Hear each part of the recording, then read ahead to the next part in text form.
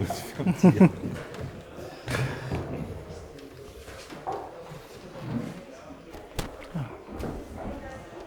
Ça peut être bon pour le timing pour toi? Oui, oui, c'est bon, on peut commencer. D'accord. Oui. De toute façon, en plus, t'as de la chance parce que c'est la pause derrière. Oui, Donc on donc peut je peux même prendre un peu. prolonger un peu. Ouais, j'ai timé pour 20 minutes quand même, Ouais. au cas où si...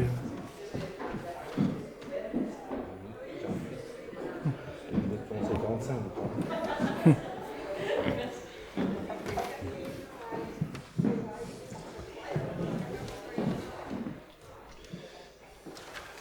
Désolé parce que je me suis répété, mais je ne sais plus comment on prononce son nom. Ah oui. Astia Saran. Astia Saran. Astia Saran. Astia Saran. Astia Saran. Ouais. Parce que Raïm Morin, je ne sais pas. Ouais, c'est pas, pas facile.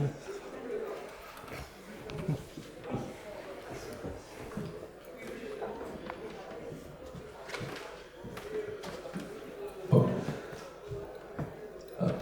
La conférence va commencer. Donc s'il y en a encore dehors. Ok. Mesdames et messieurs, bonjour et bienvenue d'être là. Et bienvenue à Shabbat Saran pour sa présence ici. Déjà. Enfant d'Espelette, donc au Pays Basque. Il a réalisé son doctorat cette année sur les rayonnements cosmiques dans la région du Cygne observés en rayon gamma par le télescope Fermi. Après son passage dans les petites écoles au Pays Basque, il rejoint Toulouse pour faire ses licences, ses masters avec l'IRAP, au SWITS et à la CEP, si j'ai bien compris. Master à 7, oui. D'accord. Et donc ça, en fait, là, c'était plus pour la recherche en astrophysique sur les trous noirs et de masse intermédiaire et pour l'étude des rayons cosmiques. D'ailleurs, en 2019, il était venu à Abadia nous faire une conférence superbe, vraiment géniale. Et voilà, c'est pour ça aussi qu'on a bien voulu le réinviter ce soir et il a très gentiment accepté de venir nous rejoindre pour ses 14e rencontres transfrontalières d'astronomes amateurs. Voilà, donc en fait, tu animes aussi des conférences et des activités pour les jeunes avec Universel, des actions universelles. Et puis maintenant, tu as arrêté un petit peu le côté recherche pour te diriger plutôt vers des entreprises téléspatiaux, en lien avec le CNES, sur la recherche de nouveaux moyens de propulsion. Voilà, mais en fait, voilà, c'est le thème de ta conférence ce soir, donc Oui, je ouais. vais te laisser parler. Et merci. Vous pouvez éteindre vos téléphones portables, puis vous pourrez les rallumer quand vous sortirez, en fait. Voilà, merci beaucoup. Merci, Sam. Merci. Alors oui, ce soir, c'est vrai que j'ai plus l'habitude de parler à des enfants, de par mes activités universelles, donc une association qui permet de vulgariser l'astrophysique aux enfants, et parfois aux adultes aussi. Et donc, comme Philippe l'a dit, j'ai fait de l'astrophysique, mais ce soir, je ne suis pas venu parler d'astrophysique. J'ai voulu choisir un autre sujet qui me plaît, et faire avec vous un petit tour d'horizon pour vous donner quelques informations là-dessus, parce que je ne suis pas sûr que ce soit un sujet très connu et très populaire qu'on va voir ça ce soir. Donc vous me direz si vous connaissez déjà à peu près tout ce que je vais présenter ou pas. Généralement, la recherche dans ce domaine-là, donc les futurs moyens d'accès à l'espace, la recherche est pas très financée. Il y a quelques projets, mais c'est vraiment quelque chose qui est minime par rapport à tout le reste de la recherche en aérospatiale. Alors, on va commencer avec des choses simples. Pas de polémique là-dessus, on est d'accord. La gravité, c'est ce qui nous permet de nous maintenir sur Terre. Ok, jusque-là. Mais elle ne fait pas que ça, la gravité, elle nous empêche aussi de nous éloigner de la Terre. Donc quand on essaie de s'en éloigner, on retombe sur la Terre à cause de la gravité. Donc, si on veut accéder à l'espace, la première étape déjà, c'est d'essayer de se défaire de la gravité. Donc pour faire ça, là sur la gauche on voit un schéma, je vais essayer de vous l'expliquer et montrer comment on s'extrait de la gravité terrestre. Donc si on prend un canon et qu'on tire un boulet Ici, au niveau du sol, si vous tirez un boulet, si vous lancez une balle, vous allez voir que la balle va faire une trajectoire parabolique et retomber au niveau du sol. Si vous tirez un peu plus fort, la balle va aller un peu plus loin. Et en fait, plus vous tirez fort, plus la balle va aller loin. Et il se trouve qu'au bout d'un moment, la balle va aller tellement loin qu'elle va se mettre à rater la Terre. Donc elle va continuer de tomber, mais en ratant perpétuellement la Terre. Donc à ce moment-là, on dit que la balle est en orbite. Donc quand on essaie de se défaire de la gravité terrestre, quand on essaie d'aller en orbite, en fait, tout ce qu'on fait, c'est essayer de tirer quelque chose le plus fort possible et essayer d'avoir suffisamment de vitesse pour qu'il ne retombe jamais. Donc à droite, vous avez une petite figure avec la formule de la vitesse de libération. Donc ça, c'est la vitesse qui est nécessaire pour se libérer totalement de l'attraction terrestre. Donc si mes souvenirs sont bons, ça doit être quelque chose comme 11 km par seconde sur Terre. Donc, si vous voulez, depuis le sol, quitter l'attraction terrestre, ou en tout cas ne plus la ressentir aussi fort, en gros, ce qu'on dit, c'est qu'on sort de la zone d'influence de la Terre et qu'on rentre dans celle du Soleil. Si vous voulez faire ça, il faut partir du sol avec 11 km par seconde de vitesse. Ok. Donc, comment on fait ça? Pour faire ça, on construit des fusées. Alors, les fusées, ça a l'air très compliqué, mais comme l'a dit donc Heidi Hammel, une ancienne étudiante du MIT et qui est astronome, donc je vais vous la mettre en français. Ok.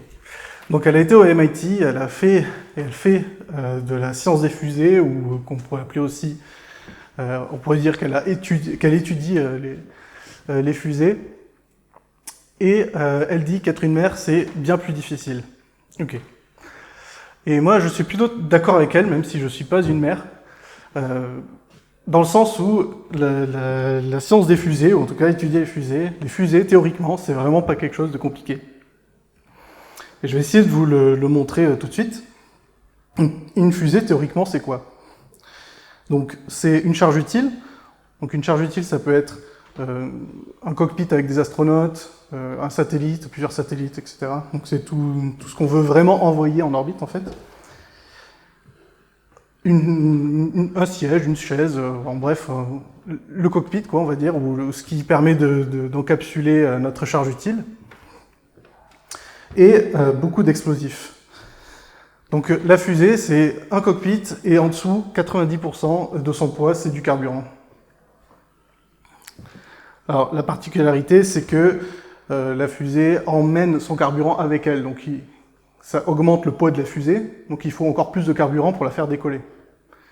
Donc là, on n'est pas dans le cas où on tire avec un canon depuis le sol, on a un objet qui embarque son carburant et qui part avec. Donc, il nous faut énormément de carburant, et ce carburant, la fusée va le brûler au fur et à mesure. Donc, on a un gros problème. On a un objet, donc 90% de la masse ne sert à rien une fois en orbite. C'est seulement pour l'envoyer en orbite. Donc, c'est à la fois très coûteux économiquement et très coûteux aussi au niveau écologique, au niveau de l'environnement, puisque ça libère, on consomme énormément de carburant. Donc si on revient un peu au basique, la forme la plus simple. Si on veut ne plus faire de fusée, dans un monde où on ne voudrait plus dépenser autant d'argent dans du carburant ou polluer autant avec des lancements, qu'est-ce qu'on pourrait faire? On pourrait revenir déjà, la première idée qu'on pourrait avoir, c'est de revenir à la chose la plus simple possible, un canon. Vraiment tirer un canon depuis le sol. Et ça, alors évidemment, tout ce que je vais vous présenter ce soir, c'est des trucs qui ont déjà été réfléchis. Hein. J'invente pas des choses où on va pas essayer de trouver des nouveaux trucs ce soir.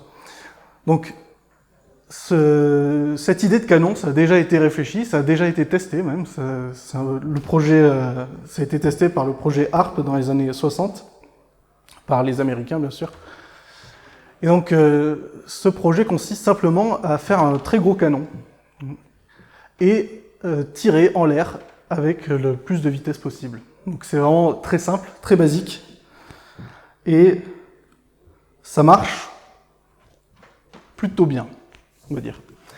Ils ont réussi à envoyer un missile, donc un mobile d'une centaine de kilogrammes, un truc comme ça. Ils ont réussi à l'envoyer à 180 km d'altitude, donc c'est au-delà de des limites de l'atmosphère, donc on peut dire qu'ils ont réussi à envoyer un truc dans l'espace. Bon, l'objet qu'ils ont envoyé, il est inerte, il n'y a pas de moteur avec, donc il est retombé. Hein. Il faut, une fois que l'objet va dans l'espace, il lui faut un moteur pour se mettre en orbite. C'est pas si simple que juste de tirer en l'air. Mais donc il est retombé, mais ils ont réussi quand même à envoyer un truc dans l'espace. Le problème, c'est que comme j'ai dit, ils ont envoyé un petit truc de 100 kg ou 200 kg qui est inerte et avec rien dedans. Et donc, si on voulait envoyer ce qu'on envoie maintenant avec des fusées, des satellites, des gens et tout ça, il faudrait un canon qui est quand même nettement plus gros. Donc c'est un peu embêtant. Alors qu'est-ce qu'on peut faire pour emmagasiner suffisamment d'énergie sans avoir à juste utiliser un canon plus gros? Une première idée, c'est de tourner. Donc on a de la place au niveau de la Terre, au niveau du sol, donc on peut s'en servir. Et c'est ce que propose une entreprise qui s'appelle Spin Launch. Et bon, je vais vous montrer une petite animation pour que vous voyez ce qu'ils proposent exactement, mais je vais essayer de vous l'expliquer aussi. Ce qu'ils proposent, c'est d'essayer d'emmagasiner un maximum d'énergie dans un missile ou dans un objet qu'on veut envoyer, en le faisant tourner dans une centrifugeuse sous vide, le plus vite possible. Et une fois qu'on a atteint la vitesse qu'on désire, on le libère. Il passe dans cette cheminée-là, et pouf, il part dans le ciel. Alors ça a l'air d'être une bonne idée comme ça, effectivement, parce qu'on n'a pas besoin d'un énorme canon, on peut rester dans une zone bien délimitée, là, notre cercle, on peut faire plein de tours, emmagasiner à chaque fois un peu plus d'énergie à chaque tour, augmenter la vitesse, et à un moment donné, on peut simplement libérer l'objet. Donc, comme vous voyez là, hop.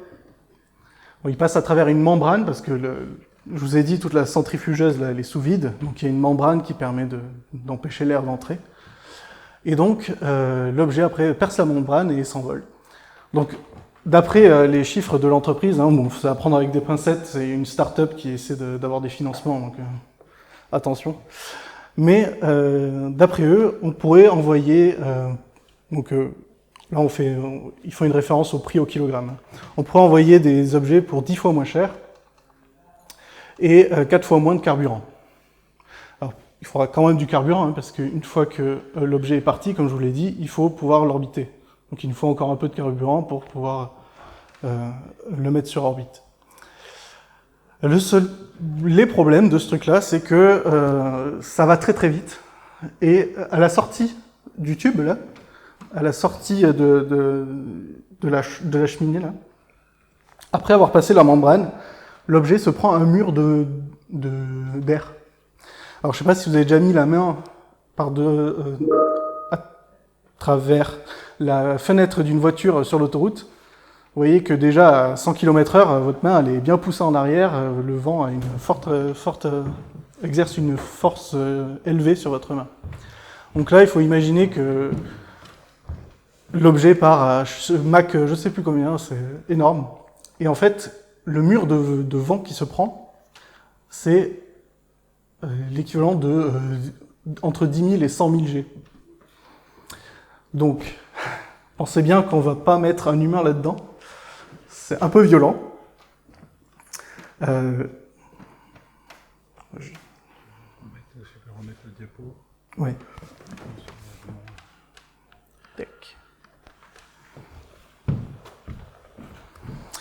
Donc ça peut potentiellement faire de gros dommages à la charge utile, surtout si la charge utile se trouve être un humain. Un autre problème, c'est l'incompatibilité avec les fusées à carburant liquide, parce que les fusées à carburant liquide ont toute une tuyauterie pour pouvoir transporter le carburant. Et cette tuyauterie, elle est en général plutôt fragile par rapport à un gros bloc de carburant solide. Et donc, c'est pas vraiment compatible avec ce type de fusée. Ce qui est le plus répandu actuellement pour envoyer des fusées qu'on contrôle bien, parce que le carburant solide, une fois que... Bon, on peut l'éteindre, mais c'est plus difficile à contrôler, on va dire. Donc c'est pour ça que quand vous voyez des lanceurs, des grosses fusées, les seules parties qui ont du carburant solide, c'est les boosters qu'il y a sur les côtés. Parce qu'on les allume une fois, et ils se vident, et après on les éjecte. Mais surtout, retour au canon, Depuis les années 60, il y a d'autres entreprises qui s'y sont mis et d'autres essais qui ont été faits. Et en fait, il se trouve que des canons à hydrogène, ça marche encore mieux. Ça marche même mieux que la centrifugeuse. Donc finalement, bon, c'est peut-être pas la meilleure solution, c'est une idée, c'est quelque chose qui est étudié en tout cas. Mais donc cette entreprise, la Green Launch, a testé des canons à hydrogène et ils obtiennent des vitesses en sortie de canon qui est équivalente à la centrifugeuse. Donc ça marche tout aussi bien, sachant que c'est des prototypes et que théoriquement ils pourraient faire beaucoup plus de ceux qu'ils annoncent évidemment. Mais on a toujours le même problème, la charge utile se fait quand même bien dégommer à la sortie du canon, donc on peut pas l'utiliser pour n'importe quoi, on peut pas envoyer n'importe quoi. Donc ça a ses limites. Donc comment on pourrait imaginer envoyer des humains, envoyer des satellites, qui sont parfois extrêmement fragiles, comment on pourrait les envoyer avec des méthodes autres que la propulsion chimique actuelle des fusées? Et c'est là qu'est la grande question. Alors il y a une idée qui a été imaginée à la fin du 19e par un Russe qui a eu cette idée de construire une tour géante. En fait, il s'est dit, plus la tour est grande, plus donc elle va aller dans la géante. Quand je dis géante, c'est plusieurs centaines de kilomètres, voire plusieurs milliers de kilomètres. Donc une tour qui irait dans l'espace. Il s'est dit ça et il s'est dit, tiens, en fait, si la tour dépasse l'orbite géostationnaire de la Terre, alors elle subit des forces centrifuges. Bon, elle en subit même avant, mais au-delà de l'orbite géostationnaire, elle subit tellement de forces centrifuges qu'il y a un point d'équilibre où, en gros, la tension au pied de la tour est nulle. Donc, en gros, il n'y a pas de force qui s'exerce au pied de la tour. Donc la tour pourrait, entre guillemets, rester comme ça, droite, et tourner avec la Terre. Donc à ce moment-là, on aurait juste besoin de prendre un ascenseur dans cette tour, monter nos charges utiles, nos satellites, nos astronautes, les envoyer au bout, tout au bout, ici, et les lâcher avec la vitesse qu'ils ont grâce à la rotation. Donc ça, c'est une super idée, sauf que construire des tours aussi grandes, c'est hyper dur quand même, hein. Et on n'a pas vraiment de matériel pour le faire. Donc il y a eu une amélioration de cette idée qui était d'utiliser un grand câble avec un contrepoids au bout. Donc là, c'est ce que j'ai représenté.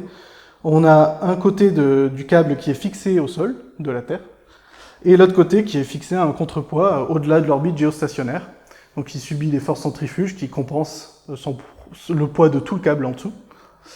Donc ça permet de le maintenir.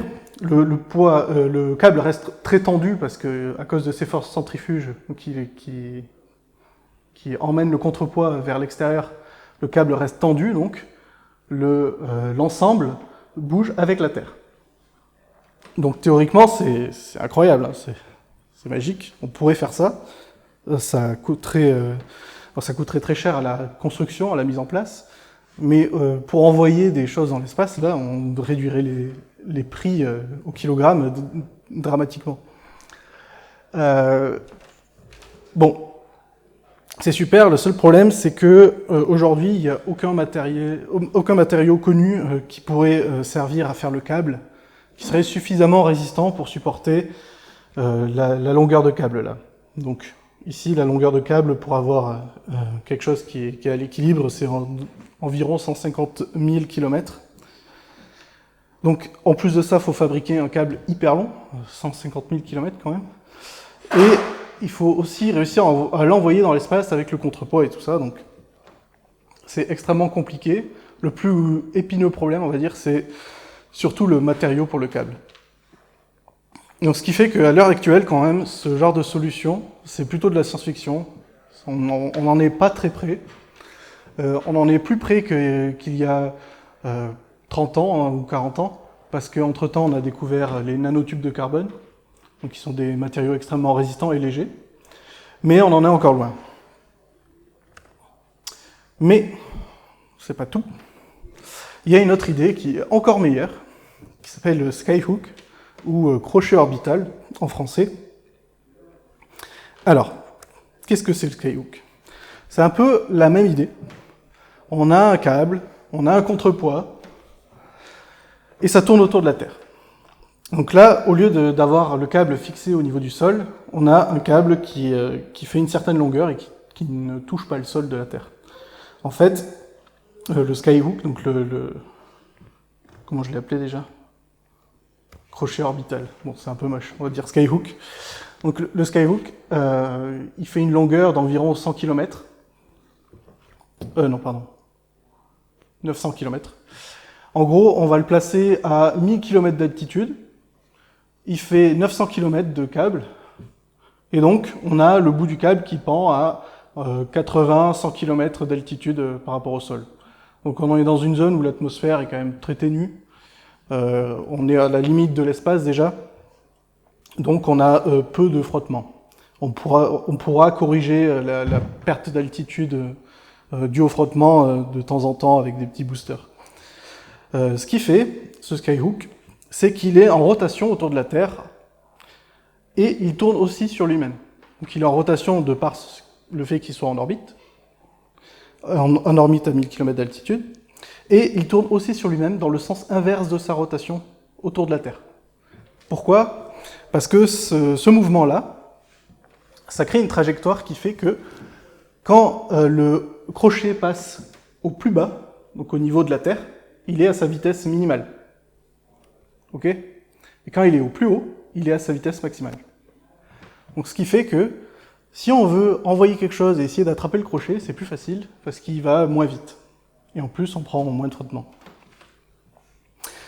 Donc, c'est une super idée qu'on pourrait résumer par le fait qu'en fait, c'est une catapulte dans l'espace, tout simplement. Alors, comment on fait quand même pour atteindre le bas de la catapulte, le bas du crochet? Ça résout pas totalement le problème. Il faut quand même avoir des avions ou des... Donc là, il y a des solutions qui sont pensées à l'heure actuelle avec des avions hypersoniques. Donc il faudrait quand même réussir à envoyer un avion à 80-100 km d'altitude pour aller s'accrocher au crochet. Donc ça résout pas totalement le problème et ça réduit quand même la consommation de carburant de 80 à 90%. C'est quand même énorme. Les avantages du skyhook, c'est que déjà, le câble est beaucoup moins long. On a besoin de 1000 km de câble au lieu des 150 000 km pour l'ascenseur spatial. On n'a pas besoin particulièrement de matériaux exotiques. Vu que le câble est beaucoup moins long, on peut déjà utiliser des matériaux qu'on connaît, qui seront suffisamment résistants pour constituer ce câble. Une autre particularité, c'est que le skyhook peut conserver ce moment cinétique. Donc, il tourne sur lui-même, mais à chaque fois qu'il va ramasser un vaisseau, un appareil au sol pour l'envoyer, il va perdre de la vitesse et donner cette vitesse-là à l'objet, au vaisseau qu'on veut envoyer. Donc c'est ce que vous voyez ici. Hop, il l'envoie et il perd, ici il écrit momentum, donc il perd de la quantité de mouvement. Mais la particularité, c'est que, comme vous pouvez le voir là, il peut récupérer ceux qui reviennent. Donc il peut envoyer des vaisseaux, récupérer ceux qui veulent revenir, et lorsque les vaisseaux reviennent avec une très grande vitesse, lui il va les ralentir et utiliser cette vitesse pour se rebooster un petit peu, et donc regagner la différence, regagner ce qu'il a perdu en boostant les autres. Il va passer plusieurs fois par jour dans l'atmosphère, donc on pourra en envoyer en continu des trucs. Donc c'est vraiment une solution qui est exceptionnelle. Elle est extrêmement simple, bon, un peu plus complexe que les autres, que le canon ou quoi, mais ça reste quand même relativement simple, et surtout, actuellement, c'est théoriquement possible. Donc c'est quelque chose qui pourrait être fait pour remplacer à terme les fusées comme on les connaît à l'heure actuelle, donc la propulsion chimique. Il y a des tests qui ont déjà été faits dans l'espace, des tests avec des câbles comme ça, bon, beaucoup moins grands, mais quand même. Donc voilà. Donc là, vraiment, ce que je vous montre, c'est un des trucs les plus probables de ce qui pourrait arriver dans le futur, de ce qui pourrait remplacer les fusées. On est vraiment sur le top. Maintenant, après avoir parlé vraiment du top, j'aimerais juste aborder un truc qui moi, me fait kiffer, parce que j'aime vraiment bien ce principe-là, qui est vraiment un peu bourrin. Mais bon, vous allez voir, moi je trouve ça sympa. Donc là, on n'est vraiment pas sur le top du top, mais bon, je trouve ça rigolo. Donc, On appelle ça la propulsion nucléaire pulsée. Alors, peut-être que vous posez la question, mais oui, ils l'ont testé. Les Américains l'ont testé. Ça, c'est pas des vraies images. Ils ont testé à beaucoup plus petite échelle. Et en quoi ça consiste? C'est en gros, vulgairement, on pourrait dire de lâcher des petites explosions nucléaires à la base de la fusée pour la propulser. Donc on en lâche, on en fait exploser à intervalles réguliers. Et donc là, la fusée, ici, il y a les petites explosions nucléaires. Ça envoie l'onde de choc dans une grande plaque avec des ressorts qui permettent d'atténuer un peu l'impulsion qu'elle gagne, parce que ça pourrait être trop violent si on envoyait des satellites, des gens dans l'espace. Donc on a ça qui permet d'atténuer, de réduire un peu l'accélération. Et voilà. Et un des trucs intéressants, c'est que l'impulsion donnée par cette méthode est la plus efficace de ce qu'on connaît pour une unité de masse de carburant, pour 1 kg de carburant. Donc c'est plus efficace que tout ce qu'on connaît actuellement, et surtout, on peut augmenter la taille de ce genre de fusée vraiment à des proportions extrêmes, sans que ça pose vraiment de problème. Bon, évidemment, c'est plus facile dans l'espace, donc pour le décollage, ça restera quand même difficile d'envoyer ça, mais ça marche aussi dans l'espace, ce truc-là.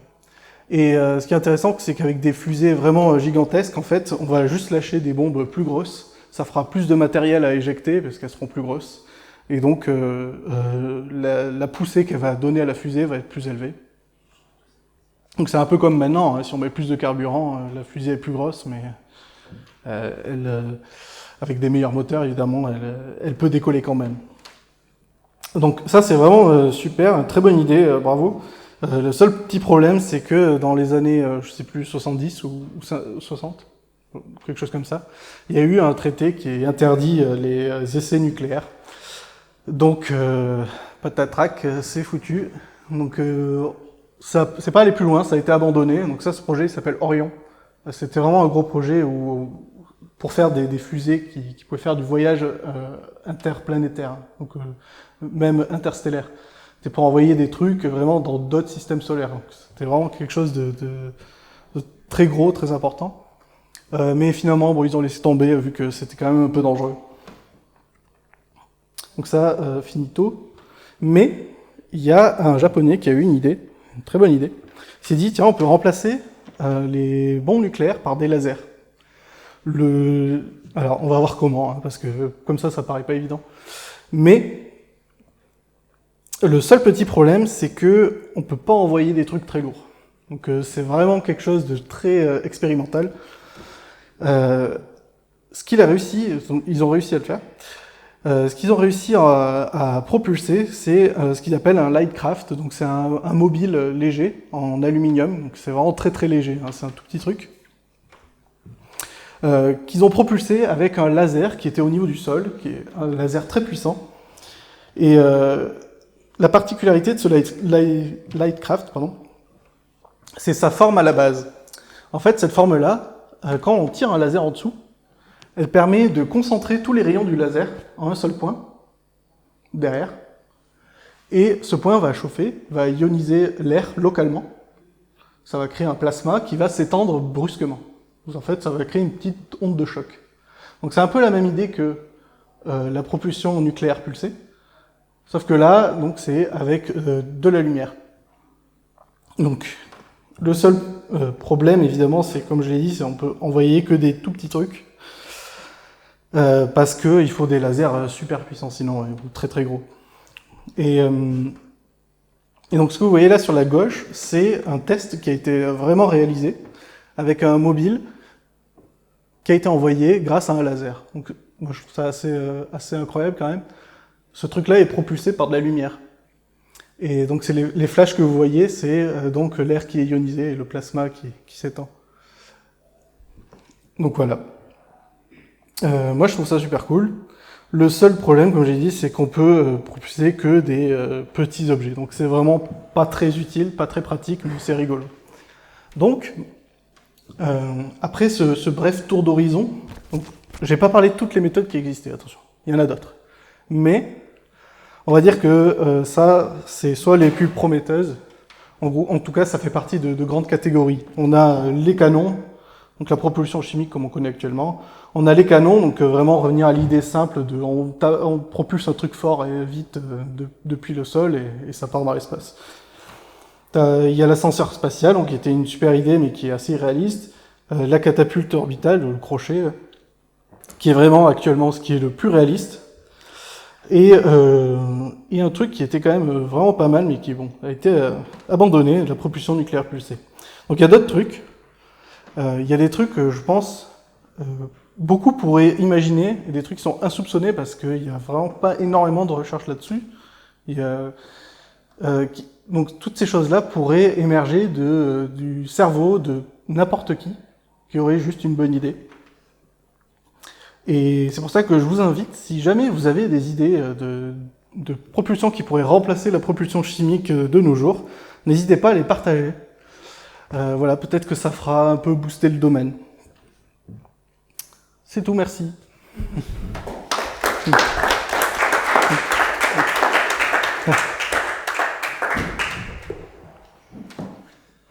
Ah oui, je précise juste que je ne travaille pas là-dedans.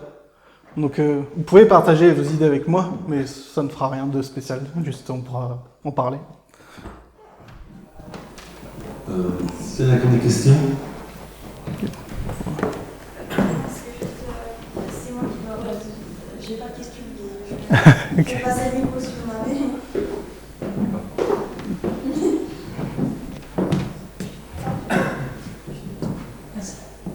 Super présentation. J'avais une question pour la catapulte orbitale. Tu as dit du coup que ça pouvait ralentir du coup, les vaisseaux pour gagner du momentum. Pourquoi est-ce qu'on voudrait ralentir des vaisseaux? Ça serait s'ils arrivent en fin de vie et qu'on veut les faire réentrer sur Terre ou... Alors, le Skyhook, donc la catapulte, là, c'est pas une idée qui marche que sur Terre. C'est quelque chose qui a été imaginé pour décoller de la Terre, enfin pour aider à décoller de la Terre, mais ça pourrait être mis en place un peu partout. Et notamment, par exemple, sur Mars, si on voulait y aller un jour. On veut y aller déjà maintenant, mais si on voulait y aller vraiment de manière plus récurrente avec des humains qui voudraient y aller, faire du voyage, du tourisme en fait spatial. Ce qui fait que au niveau de la Terre, au niveau de Mars, si on arrivait à ce stade-là, on aurait beaucoup d'échanges. On aurait des gens qui veulent y aller, des gens qui veulent revenir. Et donc, les vaisseaux qu'on ralentit, en fait, c'est les vaisseaux qui veulent arriver sur la planète en question. Donc là, par exemple, Mars. Et les vaisseaux qu'on va faire décoller, c'est ceux qui veulent repartir.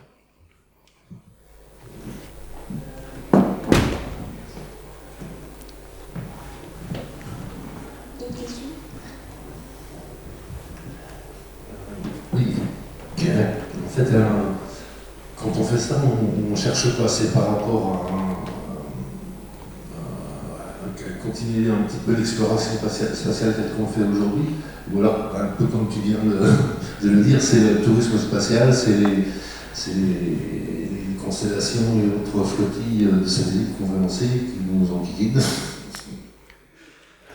Oui, bonne question. Alors, les enjeux des pays du monde entier actuellement dans le spatial, c'est très complexe, mais effectivement, ça se résume beaucoup à du commercial, pour la majorité des choses. Oui. Ouais, c'est pour nous diffuser des conneries sur nos téléphones portables. Voilà. Donc c'est vraiment la grande majorité de ce qu'on envoie dans l'espace, de nos satellites. Ils ont un usage, ils ont pour utilité de servir des intérêts commerciaux. Donc dans le futur, il n'y a pas vraiment de raison que ça change, je pense. Donc on a les enjeux climatiques qui vont peut-être nous faire poser des questions sur la quantité de carburant qu'on utilise, puisqu'on va arriver à un stade où on en aura moins. Mais je pense pas que ça remette en question les enjeux des pays et des entreprises privées. Je pense qu'ils vont juste se dire, on a moins de carburant, on va essayer de faire la même chose, mais avec moins. Donc ça va continuer à être du commercial, je pense. Et donc le tourisme en fait partie. Donc si jamais c'est développé, le Skyhook, je pense que ça finira effectivement par être lancer des satellites commerciaux, faire du tourisme sur la Lune, des choses comme ça. Avec un peu de militaire là-dedans aussi, évidemment. Oui, donc en fait, pour aller accrocher cette catapulte, si j'ai bien compris, c'était 80% de carburant en moins par rapport à ce qu'on utilise aujourd'hui. Oui, il y a beaucoup d'études là-dessus. Vu que c'est une des propositions les plus sérieuses qui existent, il y a eu pas mal d'études et de recherches là-dessus. Et effectivement, si je me souviens bien, c'est 80-90% de carburant en moins pour envoyer des... Je sais plus ce que c'était la condition, est-ce que c'était envoyé en géo ou envoyé sur des trajectoires interplanétaires, enfin sortir de l'attraction terrestre. Oui. Oui, j'ai une petite question concernant la propulsion nucléaire pulsée. Oui. Au départ, il faudrait bien une énergie au départ pour quitter la Terre, enfin d'après la petite animation. Alors, parce que l'essentiel de consommation d'énergie, c'est les premiers kilomètres, enfin les premières dizaines de kilomètres. Oui. Après, ça permet en plus d'accélérer constamment. Donc on garderait une gravité dans le vaisseau spatial et on arrivera à des vitesses phénoménales. Donc, c'est ça. Sur une grande distance, c'est idéal quelque part. Mais c'est le départ qui coûte cher. C'est ça. Donc en fait, on pourrait imaginer le faire depuis le sol. C'est juste qu'il y aurait peut-être des conséquences un peu dramatiques et beaucoup de dégâts. Mais effectivement, le premier étage de cette fusée à propulsion nucléaire pulsée, c'est un moteur classique propulsion chimique. Donc il va l'envoyer à quelques dizaines de kilomètres ou aux limites de l'atmosphère, on va dire. Et après, ça va être la propulsion nucléaire pulsée qui va prendre le relais, mais encore dans l'atmosphère. Donc ça permet quand même d'économiser pas mal de carburant. Et après, comme vous l'avez dit, le gros intérêt, c'est pour les voyages interstellaires, où là, on peut gagner énormément de vitesse dans le vide avec cette méthode, sans avoir des fusées qui soient trop énormes. Ça fait beaucoup de pollution, quand même. C'est pour ça qu'ils ont arrêté de le faire. Ils ont abandonné les projets et les traités, le traité des essais nucléaires, je ne sais plus comment il s'appelle, a interdit tout ce genre de choses parce qu'effectivement il pourrait y avoir des retombées néfastes sur nous. Et en plus c'est un peu dangereux quand même. Si jamais il y a un accident au décollage...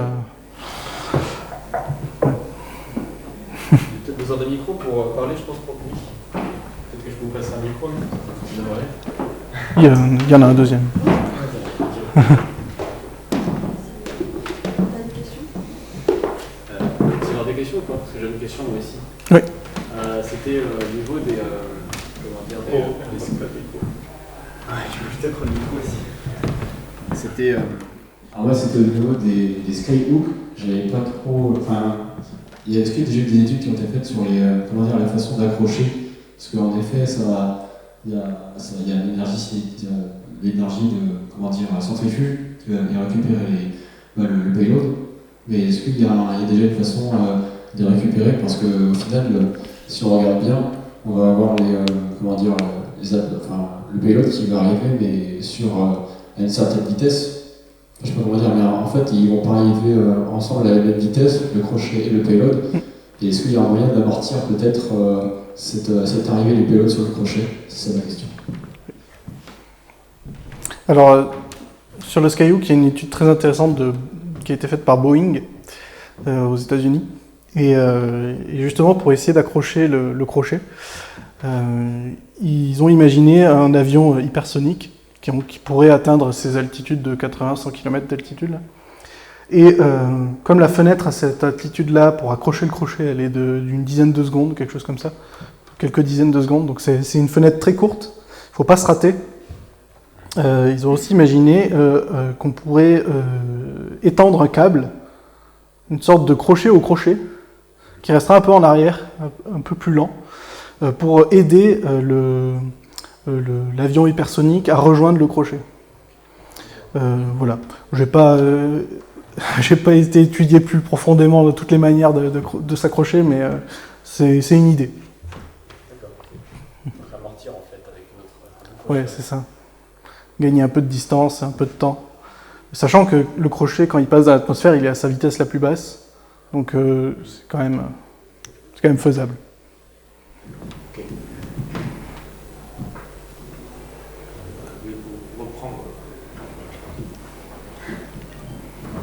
Pour reprendre l'idée de la catapulte, parce qu'en fait, sur les satellites qui sont déjà en orbite, bon, à chaque fois il faut leur donner les impulsions pour qu'ils rejoignent leur orbite, parce qu'évidemment ils finissent par descendre.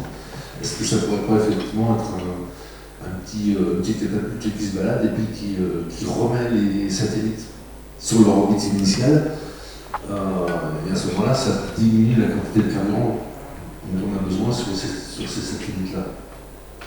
Donc ça, en fait, ça dévoile un petit peu le projet qui est fait là, mais voilà, c'était simplement pour remonter de temps en temps les satellites qui descendent sur leur orbite.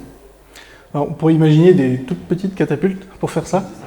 Je pense que le problème, là, on arrivera à un problème de différence de masse entre la catapulte et le satellite. Il faut vraiment qu'il y ait une grosse différence pour que la catapulte marche bien déjà et qu'elle ne perde pas trop de moment cinétique en accélérant le satellite ou l'objet qu'on veut accélérer.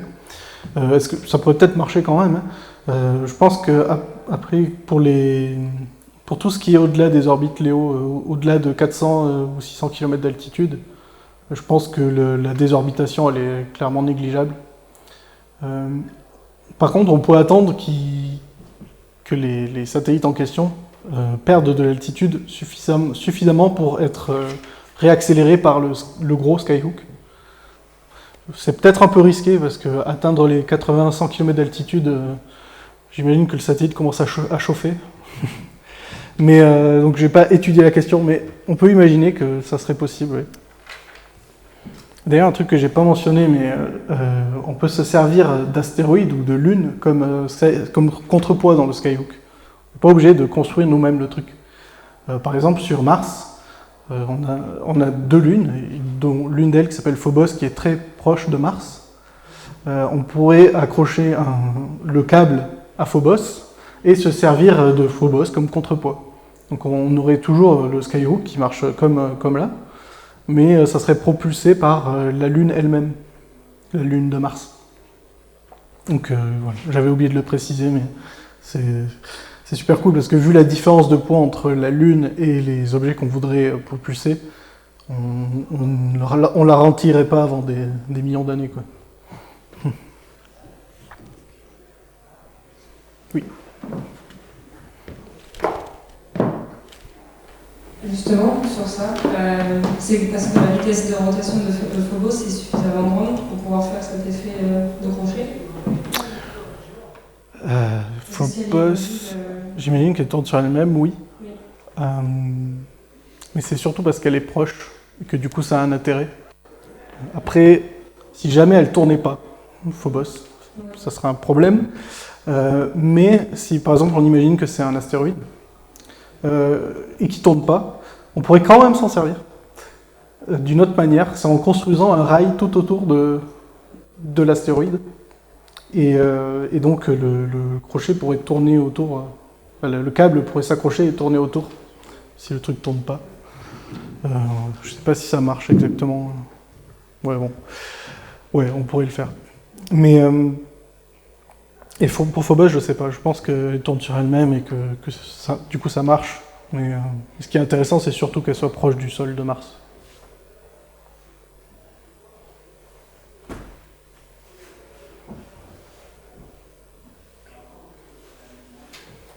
Ok, bah merci, s'il n'y a pas d'autres questions. Voilà,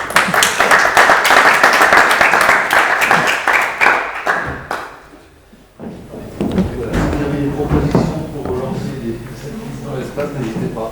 Ouais,